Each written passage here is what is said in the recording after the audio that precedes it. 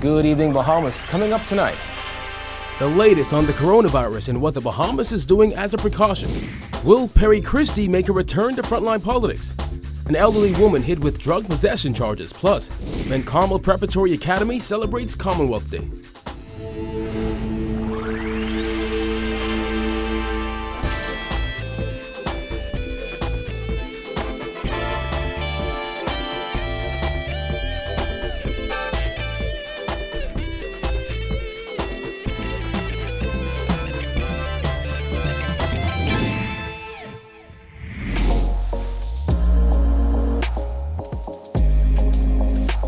Our News is brought to you by Alive. Welcome to Our News and thanks for joining us. I'm Kyle Joaquin. Top of news tonight, the Caribbean has raised the risk of coronavirus transmission in the region to very high. This as Bahamian health officials revealed they were forced to send some COVID-19 testing kits back because they were defective. The health minister also responded to questions on whether more countries will be placed on the country's travel ban list. Giorgio Bain reports. The Caribbean's threat level for the COVID-19 virus has now been elevated to very high. There are still no suspected cases here in the Bahamas, but health officials say that the national preparedness plan is being implemented at all ports. The 9 cases of COVID-19 in the Caribbean have been confirmed in the Dominican Republic, St. Barth, and French Guiana. The increased threat level has resulted in increased laboratory capacity, according to Chief Medical Officer Dr. Pearl McMillan, who added that an area has been identified in the public hospital where testing can be carried out. Regarding management of persons requiring hospital care, inclusive of isolation capacity, an area has been identified outside of the high flow of patients and staff where persons presenting with respiratory symptoms can be assessed and investigated with the provision of supportive care. This is in keeping with reducing transmission risk while meeting the need to provide care for persons if needed and in keeping with our national strategy. Health Minister Dr. DUANE said the Center of Disease Control's testing kits had to be returned due to being defective, but there are still about 100 tests on the island. We would have received test kits through the Pan American Health Organization as well as from sources in Asia. The CDC kits had to be returned because they were defective. So in total, we have the capacity for more than 100, less than 200 at this time. Mm-hmm. And we anticipate being able to ramp that up. In terms of numbers per day, I don't think that is something that we can speak to at this point. The novel coronavirus has infected more than 108,000 people and killed more than 3,800 people in at least 85 countries and territories. Despite its rapid spread, Sands said new travel restrictions are unlikely. As we get to a point where more and more countries have widespread community transmission, the benefit of additional border control interventions is reduced dramatically. Mm-hmm. And so as time goes on, it is less likely that we're going to increase the number of countries on that list because the yield will be less. Government has placed a travel ban on non-residents who recently traveled to China, South Korea, Italy, and Iran. The Minister of Health continued to warn locals about spreading misinformation, especially rumors of local remedies. Since there are no known therapies that have been tried and tested for COVID-19, the idea that we would have a local plant which is able to cure COVID is an absurdity. Reporting for Our News, I'm Giorgio Bain. Well, as the two major political parties launch an early campaign season, could former Prime Minister Perry Christie make a return to frontline politics? Well, he told reporters today if he runs for a seat in Parliament again, people will know. He also suggested that his decision will be based on the voice of the people. No, let me put it this way. If Perry Christie was running, you would know. Former Prime Minister Perry Christie not saying yes or no to rumors of his return to frontline politics. Christie, a 2-term prime minister, held the Centerville seat for 4 decades before losing by 4 votes to Reese Chipman, who won on the F&M's ticket but now sits in Parliament as an independent. Christie was brief in his response to the question regarding his future in politics. However, he suggested a possible return would hinge on the desire of the people. It is really rests with our democracy and what the people will decide when the time is due. CHRISTIE, who was kicked out of office in Parliament in May 2017, addressed students of CARMEL Preparatory Academy on Commonwealth Day. He said he wasn't eager to get back on a podium. This is the very first time that I'm making a speech since the people of the Bahamas told me I should go into retirement. And on the mic, it looked like the same old CHRISTIE, even doing his famous shuffle. To the Saxons of the house who became the best dancer in Junkanoo in the Bahamas, and still am. Listen. And bragging about the Valley Boys. Anybody support the Valley Boys in here? Let me be fair now. Any Saxons in here?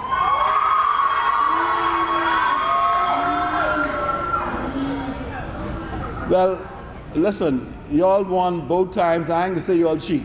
I don't want to say that. I told the Prime Minister that though. But when it comes to talks of his potential return to politics, CHRISTIE says for now he's focused on offering support to the PLP's current leader. If Perry Christie ever runs again, you would know. Right now, I'm in retirement. I'm supporting my leader, Philip Brave Davis. I'm very hopeful that one day he will become Prime Minister. An elderly Spanish woman accused of importing cocaine into the country was arraigned in the magistrate's court today. Jared Higgs has more. 73-year-old Esperanza Bonet Riog of Mallorca, Spain, walked slowly and with the aid of a cane as she was escorted to court on Monday. The elderly woman facing charges that she brought cocaine into the country and she intended to sell it. Hours after being escorted to court, the charges were read by Magistrate Andrew Forbes and translated by an interpreter. Count 1 accuses the septuagenarian of possession of dangerous drugs with intent to supply. The other count accuses her of 1 count of importation of dangerous drugs. Riog vehemently said no, as each charge was translated to her. Prosecutors allege that both offenses took place on Saturday, March 7th at New Providence. With her not guilty pleas recorded, Forbes explained to the Canary Islands native that the matter would proceed to trial in May. He also explained that he did not have jurisdiction to grant her bail and that she would be remanded to the Bahamas Department of Corrections until her trial unless she applies for bail in the Supreme Court. Riog indicated through the interpreter that she understood the circumstances and that she would appeal to Spanish consular authorities in the Bahamas for assistance. Magistrate Forbes also told her that the Commissioner of Corrections would be advised of any medical ailments and medications that she may be required to take. The 73-year-old woman was not represented by an attorney and returns to court for trial on May 11th. Reporting for Our News, I am Jared Higgs. The next PLP government would terminate an agreement between government and Royal Caribbean International that would pave the way for a multi-million-dollar attraction on Paradise Island, according to party leader Philip Davis, who said the deal is grossly unfair to Bahamians. Berthany McDermott reports.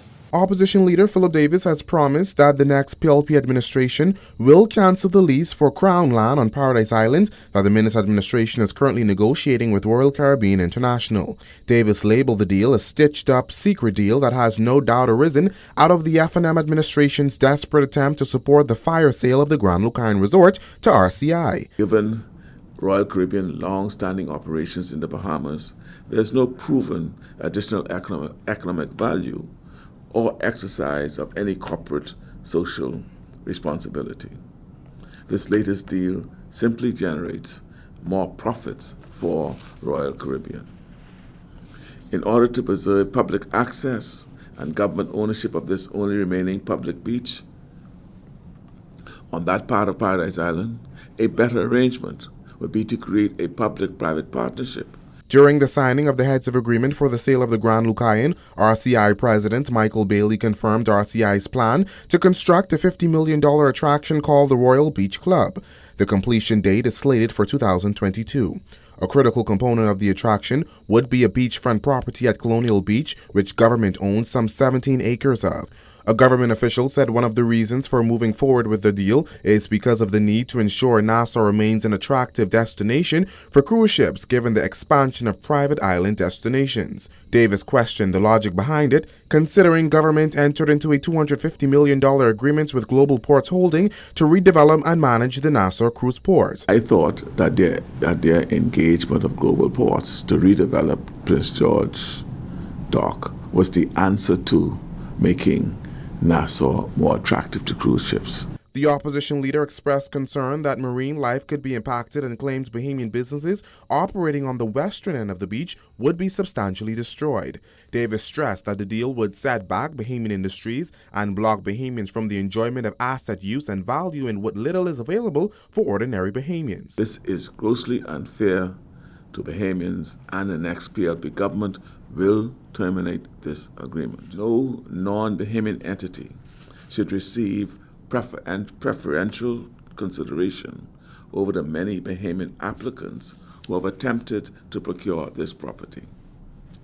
Thirdly, all attempts to purchase this property in the past have been denied for reasons overwhelmingly in the public interest. Now, as Davis listed what he termed compelling reasons to support the opposition's position, he's calling on Bahamians to stand with them and reject this deal. Reporting for Our News, I'm Berthany McDermott. Meanwhile, former Prime Minister Perry Christie called the Royal Caribbean deal for Paradise Island a fundamental error, saying it will have huge negative effects on nearby tourist attractions like Atlantis, The Point, and even Arawak Cay. By allowing one cruise line to create a dominant position in the harbor of New Providence would be a fundamental error that will go against the income that Bay Street should earn, the very purpose of Sol Kerzner investing the many millions, really $1 billion phase it was. Christie added the deal would put Royal Caribbean Cruise Lines in a dominant position in Nassau Harbor, which would only benefit RCI. The former Prime Minister urged government to be careful with the deal, which he says needs to be reconsidered and probably developed at another location. If you allow Royal Caribbean to land at Prince George Dock, have its own enterprise on Paradise Island where they ship their people directly there, then that's exclusionary, and what is happening then is like an all-inclusive hotel. All right, and so the people who are on Bay Street who expect cruise line passengers, the people at The Point, the people at Paradise Island, the people at Bahamas, the people at Arawak Cay. Still to come, the Christian Council president calls for faster coronavirus testing, plus government to launch a national volunteerism program. Stay tuned.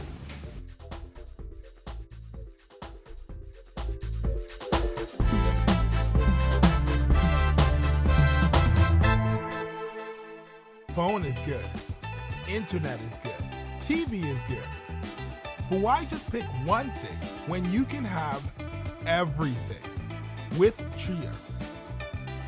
Only $99 a month gets you phone, internet, and cable. That's everything you need for $99 a month. Ask for Trio. Call 601-2200 or email residentialsales@cablebahamas.com. Rev, you and us together.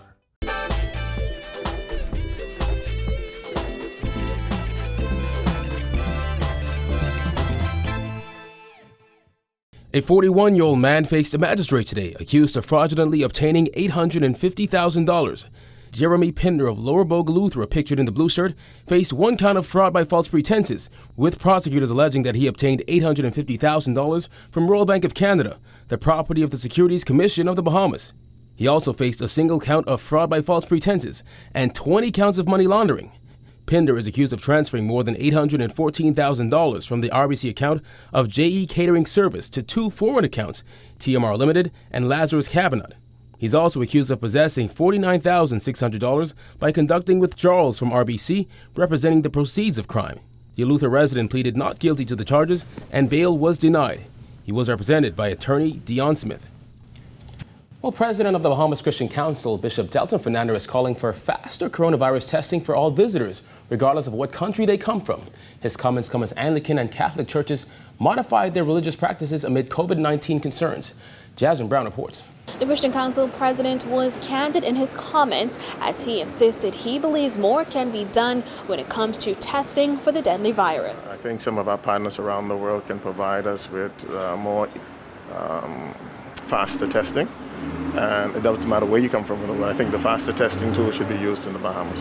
Fernander also insisted everyone visiting the Bahamas should be tested, not just visitors from select countries. In other words, some countries you still come in, but you get tested at the border.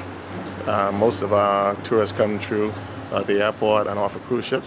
We should have the ones that's used in China, and they should give us fast testing. So testing should be faster? Yes, yes. And so it doesn't matter where in the world you come from. If you come off a ship, if you come off a plane, you're tested. If you find to have the virus, you're stopped, quarantined. He's not the only religious leader keeping an eye on coronavirus. Over the weekend, the Anglican Church in the Bahamas announced that it has temporarily suspended the practice of dipping consecrated bread in wine during communion. In a pastoral letter, Anglican Bishop of the Bahamas and Turks and Caicos Leish Boyd said handshaking and hugging during the greeting of peace may continue. However, those who are uncomfortable with this are asked to bump fists, bump elbows, or bow reverently. Catholic Archbishop Patrick Pinder announced that physical contact such as handshaking during the passing of peace and holding hands during the recitation of the Our Father is temporarily suspended. He also said communion is now being distributed in the hand and not on the tongue. And the Bahamas Christian Council is set to implement a few precautionary measures of their own following a meeting scheduled with Health Minister Dr. DUANE Sands. We will gather on Wednesday, and when we leave that meeting, I will be able to speak definitively because I would have spoken to the council and gotten the update, and will be the best practices for all of us. I have some in mind, but it'll be unfair until we have our meeting on Wednesday at 9 at Malia. Fernander says that meeting is open to all pastors who want to know more about COVID-19. Reporting for our news, I'm Jasmine Brown. Government will officially launch a nationwide volunteer program at Government House next week. Organizers say Volunteer Bahamas is needed more than ever given the devastation caused by Hurricane Dorian last September. Volunteer Bahamas Chairman Barry Raston says the program is the brainchild of Governor General C.A. Smith. There is no challenge for which we cannot find a solution. No obstacle too great to overcome, no fear too massive to allay, no problem so insurmountable that we cannot find a way around or out of it if we work together, pull together, give of our time, our talent, our resources, and our indomitable spirit. Hundreds of local leaders, students, and members of volunteer groups are expected to attend the launch next Monday.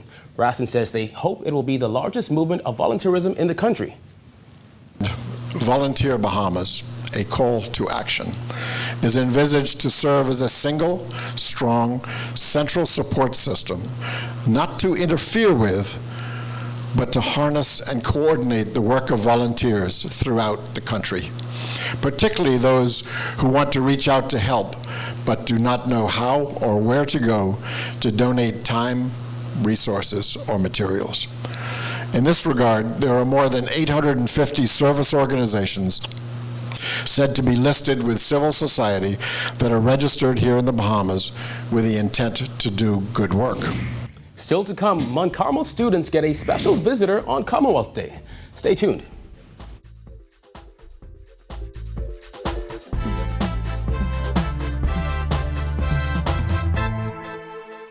Phone is good.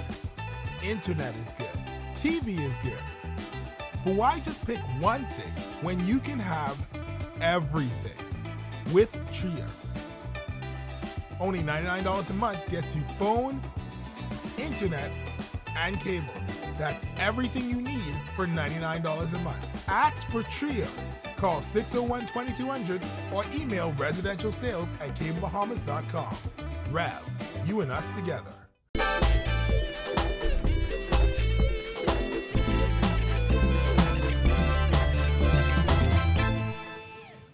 Lots of flags, singing and dancing at Mount Carmel Preparatory Academy today as the school observed Commonwealth Day. Students recognized the 54 Commonwealth countries through song and poetry under the theme Delivering a Common Future.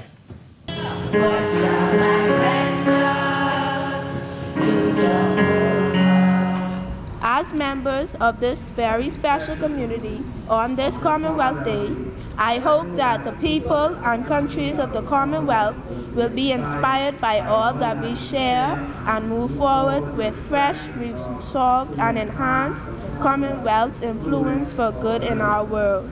Former Prime Minister Perry Christie was the school's guest speaker and shared the stories of world leaders who came from humble beginnings in various Commonwealth nations. He used himself as an example of a student who wasn't the brightest in school but excelled to become Prime Minister of the Bahamas.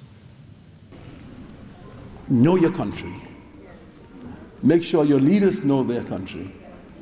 And make sure that we have, in talking about Commonwealth Day and raising the flags of the Commonwealth, we get to know that those countries whose flags we are exhibiting are working around the clock to improve the lives for their people. And our job must also be to work around the clock, starting with those little kids in the back there, okay?